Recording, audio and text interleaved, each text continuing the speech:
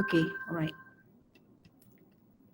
Okay, so for today's lecture, the learning objective will include for you to be able to explain the different types of lipids and its structure, and describe the role of lipids in biological membrane.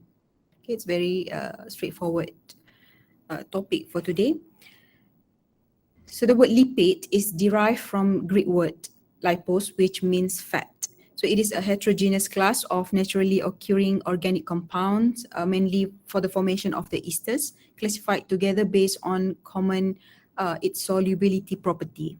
Okay, so lipids are water insoluble. They are either hydrophobic, non-polar, or amphipathic. Could be polar and have also non-polar region on its structure.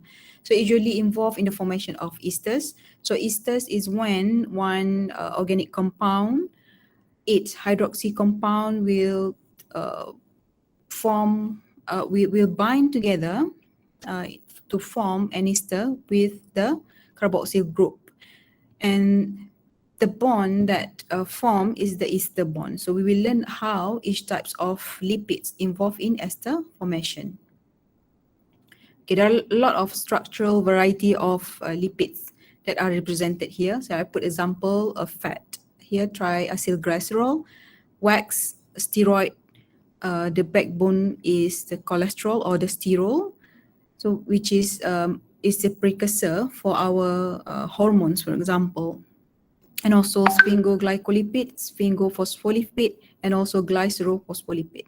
Okay, just for a reminder that today is going to be a lot of terms to remember terms of different types of the lipids. So I also might sometimes confuse each one of these. So just bear with it, okay, and try to remember each one of it. Okay. So lipid can be classified based on its structure and also its function. So for this topic, we focus mainly classification of lipid based on its function. So the main function of the lipid is for the energy storage, and it usually involves the simplest lipid, which is the fatty acids, and also triacylglycerol or the fats. And the membrane lipids, the classes of lipids, group of lipids that made up the phospholipid bilayer, the cell membrane. Okay. For example, the phospholipids, sphingolipids, sterol or cholesterol, and also other lipid which is not located at the membrane, with, for example, the waxes. Okay, let's go one by one. So the first one is the storage lipids. Okay, the fatty acids. We learn about the carbohydrate. So it build up from a monomer of carbohydrate. So lipids doesn't have a monomer, but it has a building block, which is the fatty acids. So the simplest form of lipids. So fatty acid, also known as monocarboxylic acid. Sometimes when you see a question stated about the monocarboxylic acid, then it is a fatty acid. Okay. So the structure, it has a polar head of carboxylic acid with a long side chain of hydrocarbon with methyl group at one end, which is a non-polar tail. For example, so this is a carboxyl, the polar head, and also long hydrocarbon with methyl CH3 at the end, which is made up the non-polar tail of the fatty acid. Okay, so the structure formula is R, COOH, the carboxyl, where R is the hydrocarbon chain. Okay, so they differ from each other based on their length of the tail, degree of unsaturation, and position of the double bond.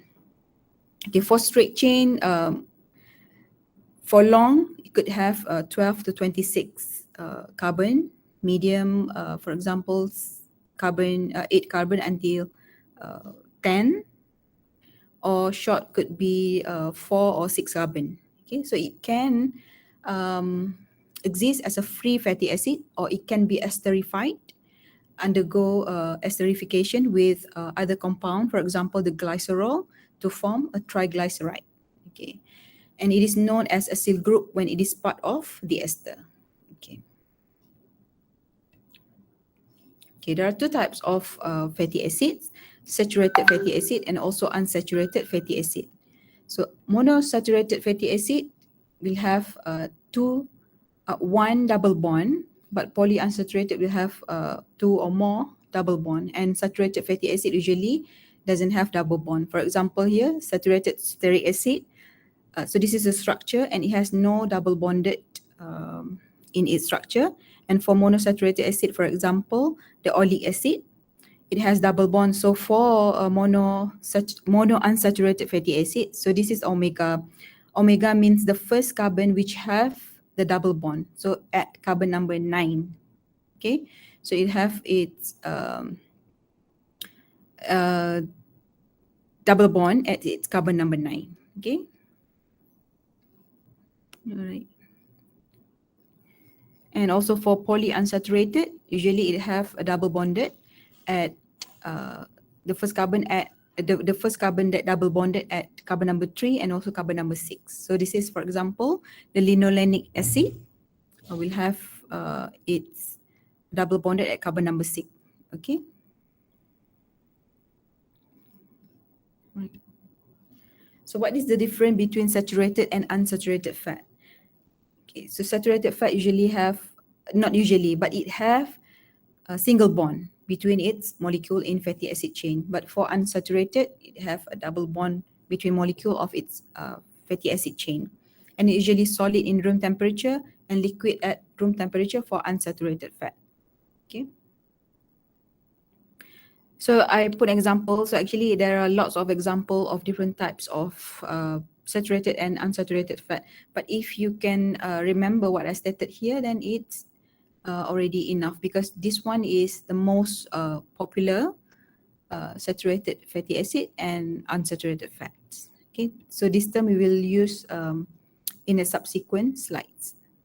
Okay, so monounsaturated and polyunsaturated. So both have double bond, but monounsaturated only have one double bond in its structure, and polyunsaturated will have multiple double bond in its structure.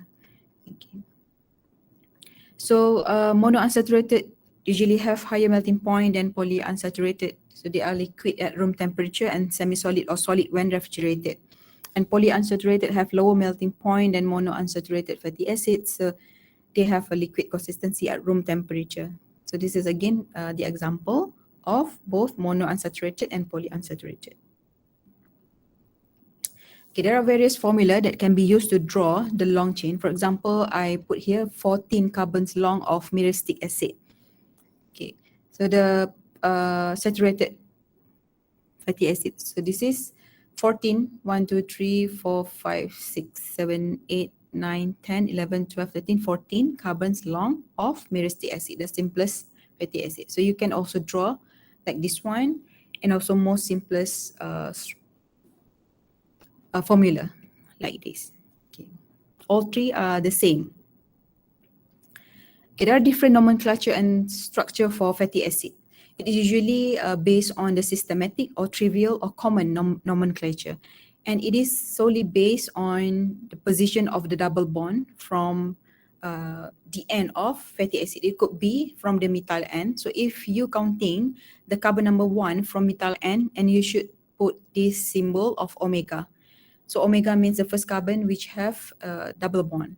And also if you counting the C number 1 from carboxyl end, so it will use this delta symbol.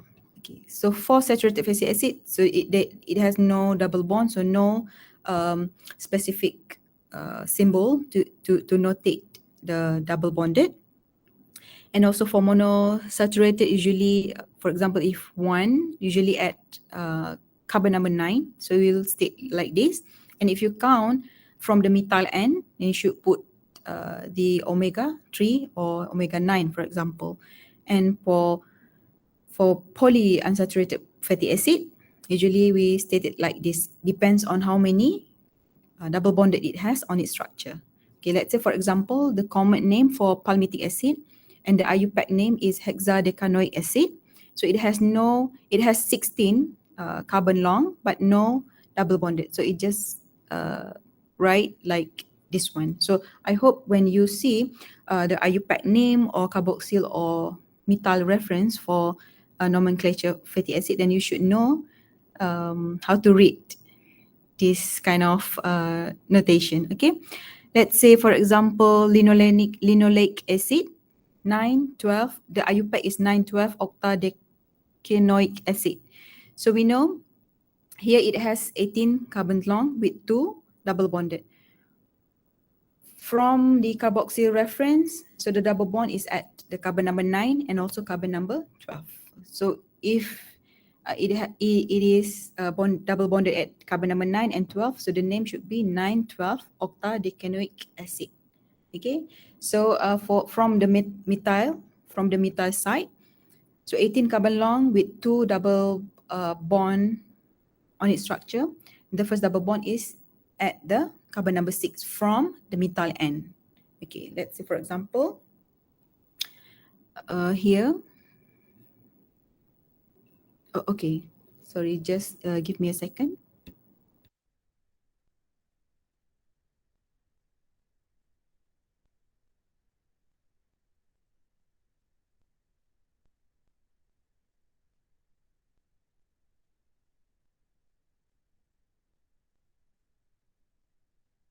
Alright, I go. Okay. Okay, sorry for the interruption. Okay.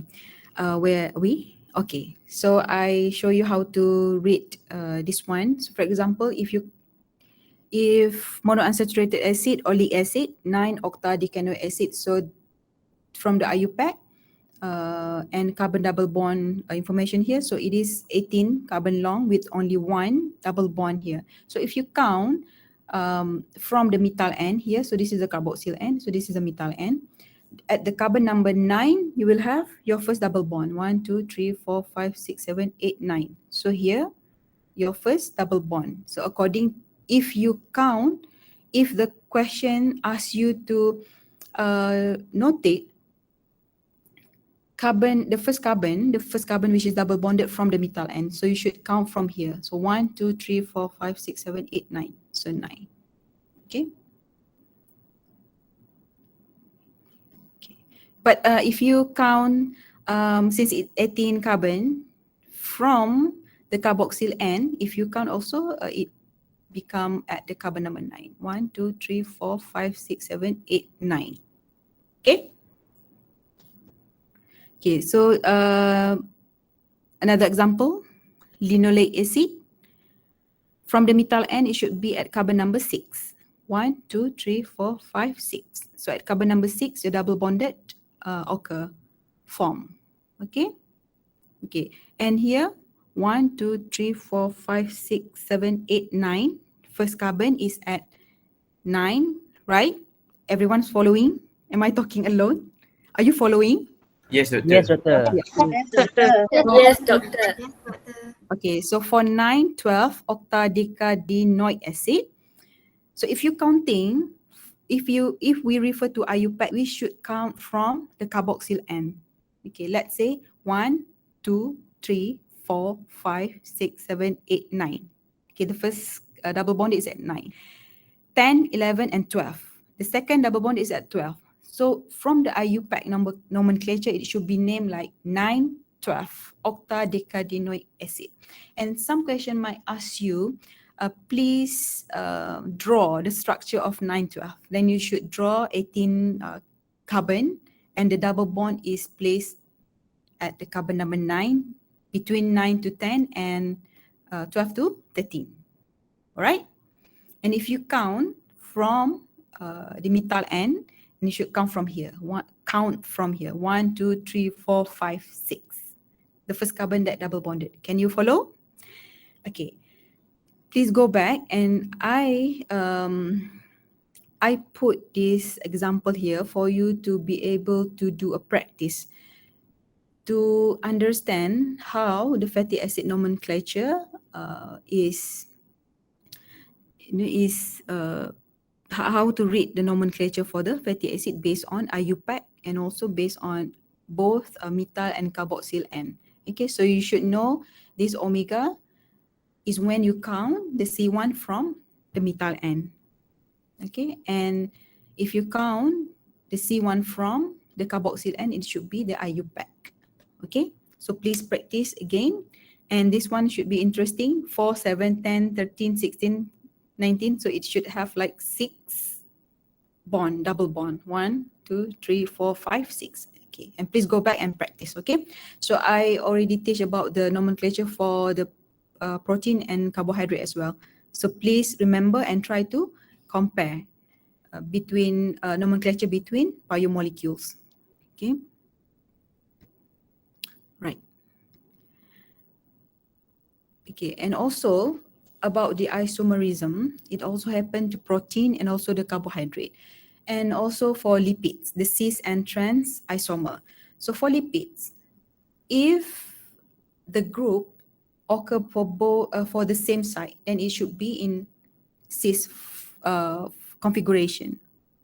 And if the group is in like a cross from one another, it could be in a trans configuration. Okay, let's say, for example, for 16 carbon chain, which have double bond between 9 and 10, and the cis here occur at the carbon number 9.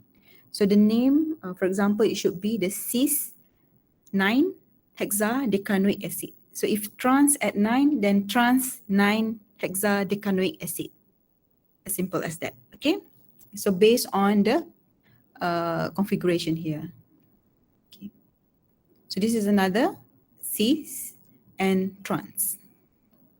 Same site is 3 different or across from one another is trans configuration. Okay. So next, the physical property of the lipid. So its water solubility decrease with the increasing number of atoms. So a long fatty acid chain will have decrease in its water solubility, become insoluble with water, and melting point increase with increasing of carbon atoms, and also the melting point will decrease with increasing its unsaturation. Okay, so for example here, for 18 carbons fatty acid which differ in the number of double bond present. So the more double bond present will make it become a tightly pack, or they have a band chains that don't pack well, which later will increase its unsaturation. Okay. Right. Okay, we finish with the backbone of, not backbone, but actually the building block of a lipid. So let's see. Just now it's the simplest form of the lipid, which is the fatty acid. But fatty acid might come across or interact with other compounds, for example, the glycerol, and form the triacylglycerol. It is also known as triglycerides, which is fat or also neutral fats. Okay, it composed of 3 fatty acids, 1, 2, and 3, in ester formation and linked together by ester bond. Okay, so ester, we know the formations of ester compound when carboxyl and hydroxyl group interact with each other. Okay, so this is the glycerol here, and attached with it is the fatty acid when it is esterified at its carboxyl here, carboxyl group here. So it form a ester bond and ester bond here. So there are 2 types of triacylglycerol, which is the simple, only contain single type of fatty acid. So same fatty acid for 3 linkages in triacylglycerol. And also there are also have mix, which is contain 2 or more different kind of fatty acids. Like this one, different kind of fatty acid attached to glycerol in ester formation. Okay, it could be non-polar, hydrophobic in nature, major form of storage lipids, and usually known as fats or oils. Okay, so this is in dehydration synthesis on how triacylglycerol is made up. So in dehydration synthesis, there are removal of water. Okay, interaction between the glycerol, its hydroxy end, and also carboxyl end of 3 fatty acids. So this is where ester formation we call it. So this is an ester because there is interaction between the hydroxyl group of one compound and carboxyl group of another compound. And removal of water by dehydration process will generate a formation of ester, what we call it as a triglyceride or neutral fat. Okay. And the bond that link this one is known as the ester bond. Okay. So that is the storage lipid, fatty acid, and also triglyceride. And most important one that we are going to learn today is actually the membrane lipids. There are different types of membrane lipids, a component that make the double layer, the lipid double layer. So what is biological membrane? So you already learned about this in the subject that associated with cell membrane, right? So you should know that every eukaryotic cells and their organelle are tightly packed or enveloped by a layer made of lipid and protein. So it is known as double layer of lipid or phospholipid bilayer. This one, okay? So this one, the outside of the cells, and this is inside of the cells. Okay, it acts as a barrier to the passage of polar molecule and ion inside and out of the cell. So the main role is to generate protein gradient for ATP production by oxidative phosphorylation. And also receptor could bind extracellular signals and transduce the signal to the cell interior. For example, one stimulus from the outside trigger the receptor to be activated and transmit the signal from the outside to the inside of the cell. So that is the function of the lipid bilayer. So today we want to know about the composition of this lipid bilayer, which made up by the lipids. So the name already shows that the lipid constituent are present in the bilayer. Okay, so it is formed by non-covalent linkages of lipids and also the proteins. So if you look at this illustration here, so this is a phospholipid leaflet, one leaflet and two leaflet. Two leaflet mean bilayer of phospholipids. So this one a type of lipid, and also it has a protein channel and also protein carrier. And also the glycoproteins, the lipid that attach with the carbohydrate. So carbohydrate are also present in a structure of lipid bilayer. And also it has here the cholesterol that accumulated at the lipid bilayer. So it mainly consists of lipid, protein, and carbohydrate. About 40% lipid, 50% protein by mass with about 10% carbohydrate. And 5 to 6 micron thick and made of from two leaflet to form a lipid bilayer driven by hydrophobic effect. So this part is the hydrophilic part, and this part is hydrophobic part. So we learn about the different insaturation after this.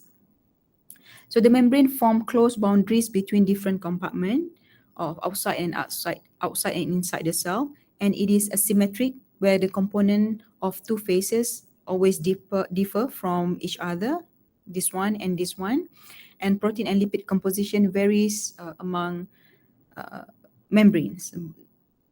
All have lipids, protein, and carbohydrate, but some might have different location of each of the structure. So we refer this illustration as a fluid mosaic model by Singer and Nicholson. So this is very popular model made up by these scientists. Okay.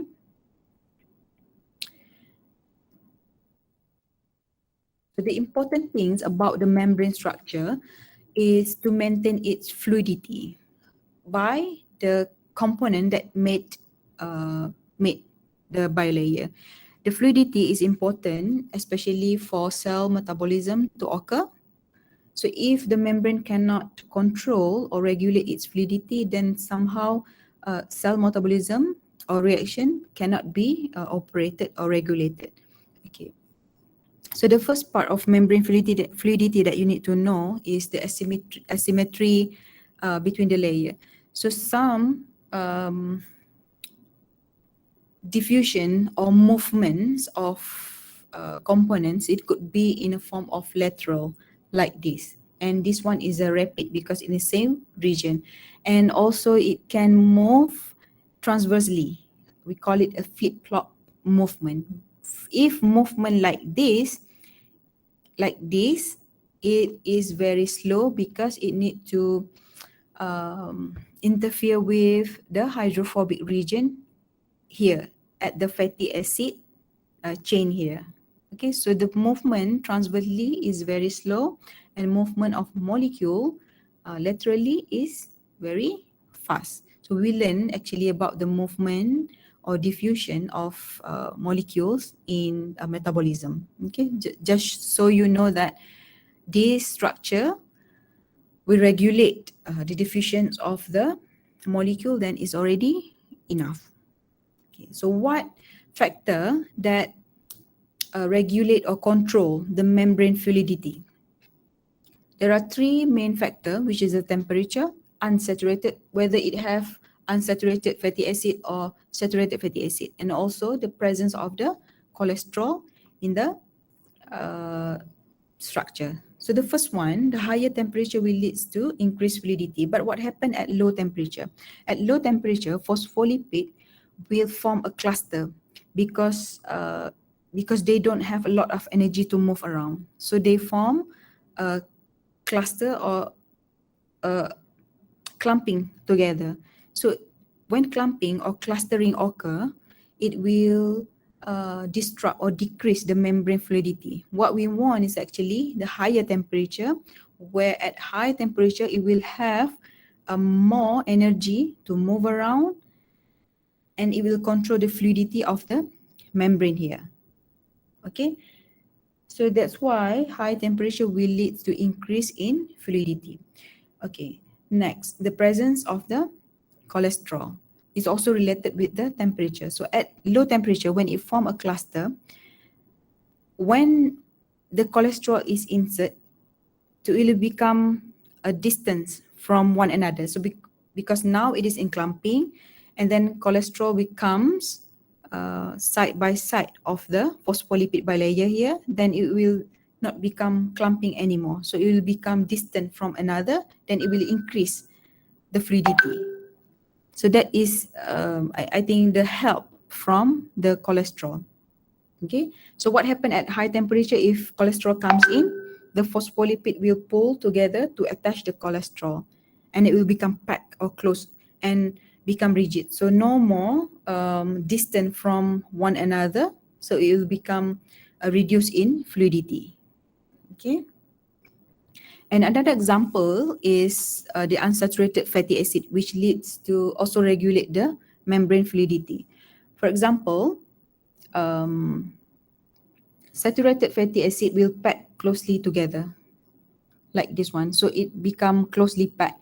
And when it become closely packed, so no more distance, sometimes it form also a cluster. That happen when the temperature is low.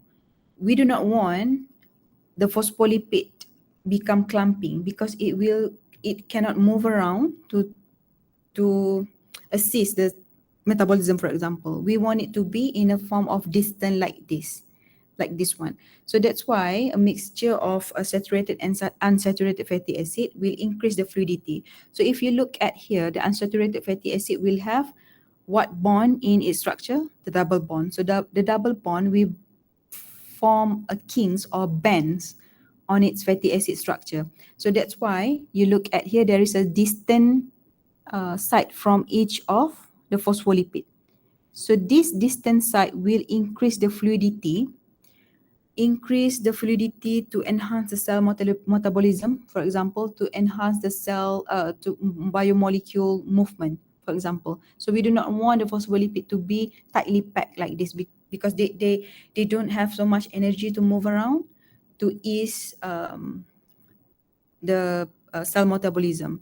Okay, so here the more unsaturated fatty acid will lead to more fluidity of the membrane. Okay, so please remember these three factors and go back again and study why these three factors and how it regulate the membrane fluidity. Okay, if you don't understand, then you can ask me, and if you require additional explanation, then I will do it. Okay. So just you know that this membrane fluidity is very important to assist in cells reaction, later, okay? And that this is regulated most importantly by the lipids, okay? So this is a phospholipid and this is the long chain of fatty acid. So we learn about the phospholipid after this, okay? So what is the membrane lipids? So membrane lipids, so I divide here storage lipids and also the membrane lipid.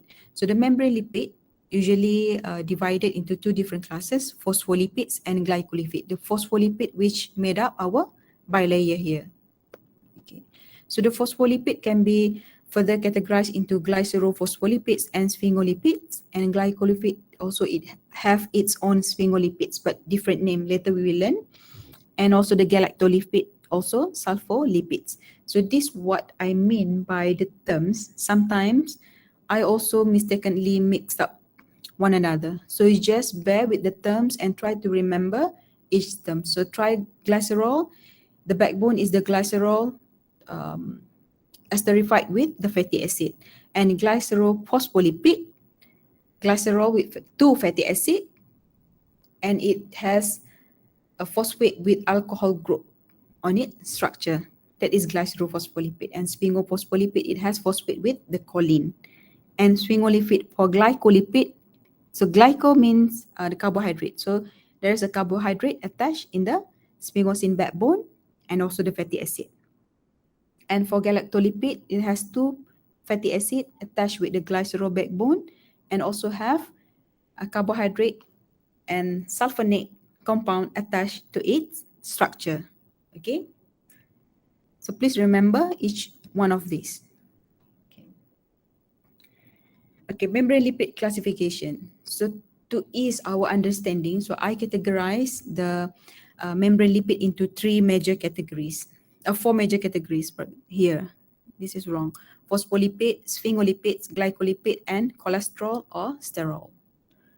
Okay, let's look at one by one. Okay, and please do not get confused. Okay, the first one is phospholipid. So the backbone is the glycerol. So the glycerol is a one component that attach or interact with the fatty acid to form a phospholipid. So it have a polar head group is joined by hydrophobic moiety by a phosphodiester linkage. So there are two fatty acid attached with the glycerol by esterification.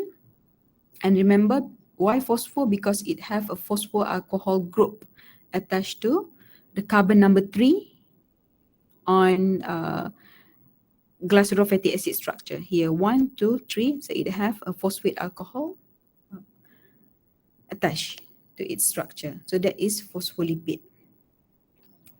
Okay, major class of phospholipid is glycerophospholipids. So it is known also phosphoglyceride, major lipid component of biological membrane. It consists of glycerol 3-phosphate as its backbone, where C1 and C2 esterified by fatty acids. So this is C1 esterified with one fatty acid, usually saturated fatty acid, and carbon number 2 esterified with unsaturated fatty acid.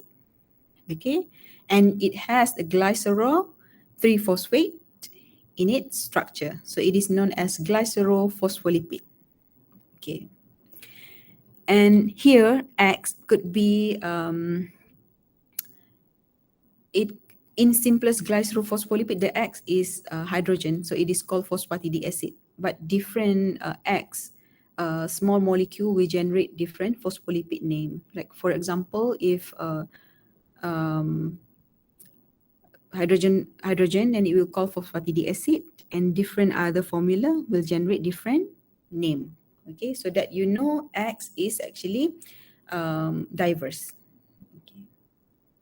And sphingolipid is second most important membrane constituent, very abundant in the mammalian central nervous system. So the backbone is sphingosine. For glycerophospholipid, the backbone is glycerol. Please remember. And sphingolipid, as its name represent, the backbone is sphingosine. Sphingosine is actually unbranched 18 carbon alcohol with one trans double bond C between C4 and C5. Here, 1, 2, 3, 4. Oh, C5 here. C4 and C5, and also a main group at C number 2, and also hydroxy group at C number 1. and C number 3. So this is the backbone of sphingosine. If I ask you to draw a backbone of glycerol and also sphingosine, I expect you to be able to draw the backbone of glycerol and sphingosine. Okay. Of course, glycerol is much more simple because it is simple fatty acid. Okay. One class of sphingolipid is sphingophospholipid. So I highlight phosphor here. So the component sphingosine as a backbone with amyl alcohol, and ceramide is actually the parent compound when the reaction occur. So the ceramide is a parent compound or intermediate of the sphingosine and the fatty acid. Okay. So let's say this is a sphingosine. It can interact with the fatty acid. So sphingosine with fatty acid attached, we call it as a ceramide. Okay, ceramide is a parent compound. Okay, different fatty acid will have different name for its ceramide. Okay. Okay. Example of sphingophospholipid is sphingomyelin. So it is most common sphingolipid, make up 10 to 20% of plasma membrane lipid, and it has an amine alcohol sphingosine as its backbone, and the ceramide with contain of phosphocholine or choline group or phosphoethanoamine here. Okay, so look at this structure carefully. So it have a sphingosine and fatty acid, where also in its ceramide will have a phosphate and choline attached to its structure. So it is known as sphingomyelin. Okay, and through its degradation, ceramidase enzyme will break the bond to separate the sphingosine and fatty acid. Okay. So the sphingomyelin made up the myelin sheath of the nerve cell axon. Okay. Another type of sphingolipid is sphingoglycolipid. So just now is sphingophospholipid. So it has phosphoamino group. And this one is a category of glycolipid. The backbone is still sphingosine. It contains amino alcohol sphingosine, but the ceramide does not contain the phosphyl amino acid, but it contains N-acyl fatty acid derivative. So that is belong to sphingoglycolipid. Okay. So this is a sphingosine with amide linkage linked to the fatty acid. And in sphingoglycolipid, so glyco is a carbohydrate. So carbohydrate monosaccharide or oligosaccharide will attach to the structure of the ceramide by a glycosidic linkage. So there are two types of sphingoglycolipids, which is the cerebrocyte and ganglioside. Okay. Okay, in cerebrocyte, the ceramide contain a single sugar residue at carbon number 1. Here, it contain a glucose or galactose. Here, I put example, glucose. And there are two categories, glucosebrocyte and galactosebrocyte. So please remember, and sebrocyte lack phosphate group and no ionic. Okay, the phosphate group belongs to sphingophospholipid. Okay, please remember, and abundant in animal muscle and nerve cell membrane, and galactosebrocyte are typically found in nerve, and glucosebrocyte found in another tissue. Okay, please go back and study about the structure. Okay. How about the ganglioside? So in its ceramide, instead of glucose, it consists of complex oligosaccharide with NUNAC and acetylnuraminic acid attached to its ceramide. Okay, if you want to differentiate between the sphingolipids, so you just remember, glycolipid will have a monosaccharide or oligosaccharide attached. If glucose attached, it is sebrocyte. If the complex oligosaccharide with the NUNAC nuraminic acid attached, then it is ganglioside. Okay, so it is about 6% of brain lipids. Okay, so still it have a sphingosine and fatty acid backbone. Here also sphingosine and fatty acid backbone. Okay, finish with sphingolipid. Now, what is the glycolipid? Also a component of membrane bilayer. So glycolipids actually lipids conjugated with carbohydrate, and its ceramide consists of long fatty acid chain attached to amino alcohol sphingosine. And there are two types, glyceroglycolipids and sphingoglycolipid. Okay. If you look at here, okay, phospholipid has its sphingolipid, right? So the sphingolipid here is sphingophospholipid. Okay.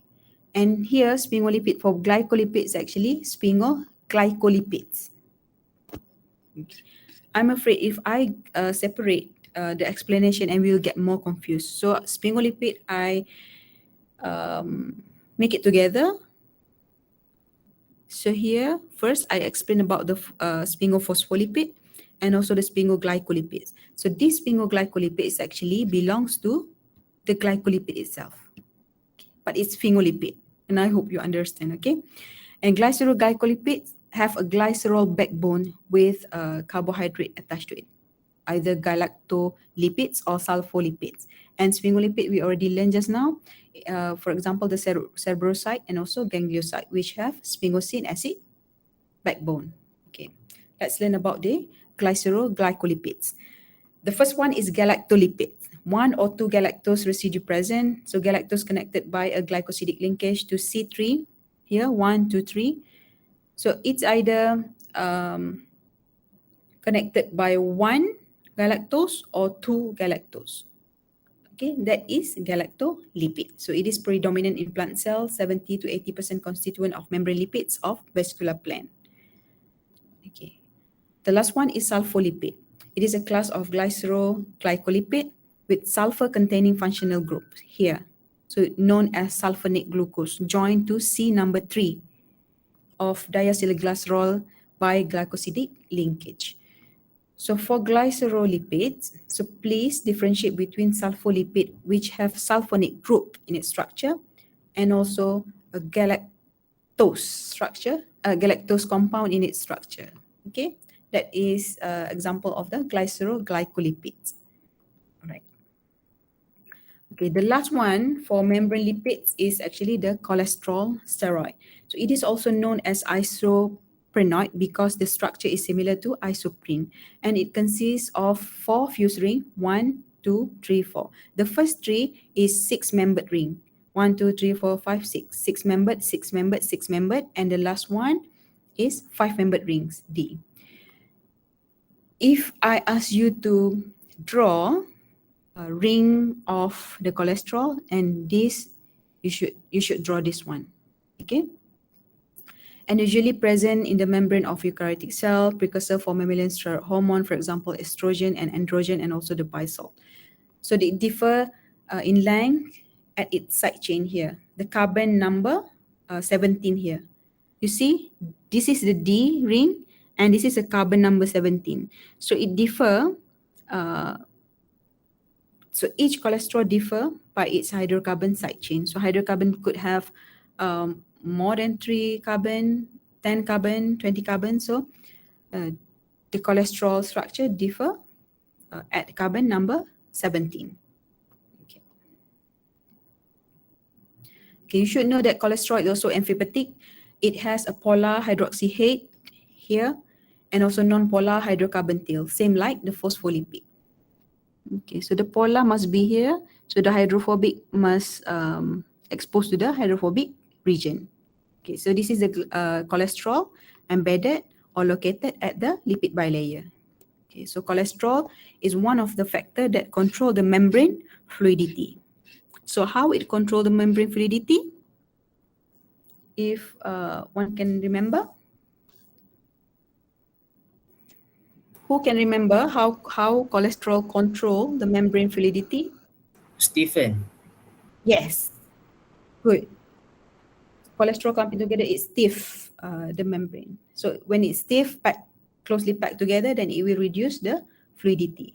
Okay. At low temperature, when cluster of phospholipid occur, when cholesterol is inserted, it will break down the cluster to distance this part so that it is not clumping together here. So when there is a clumping, cholesterol comes in and it will help the structure to become more distant from one another. So we want the structure like this one distant so that the molecule can move around.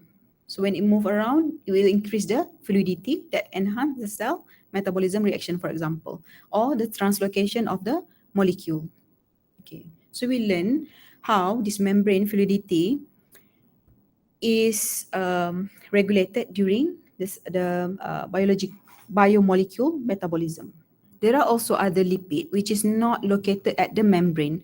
For example, the wax. So wax usually coat leaf, fruits, furs, feathers, exoskeletons. Eicosanoid affect the smooth muscle cells. Limonene is the smell of lemons. Pectoprenol involved in cell wall synthesis. Juvenile hormone 1, larva development of insect, involved in larva development of insect, for example. So I put here so that you know there are also other different types of lipid which is not located at the lipid bilayer membrane. Okay. All right. So I think this is the last slide.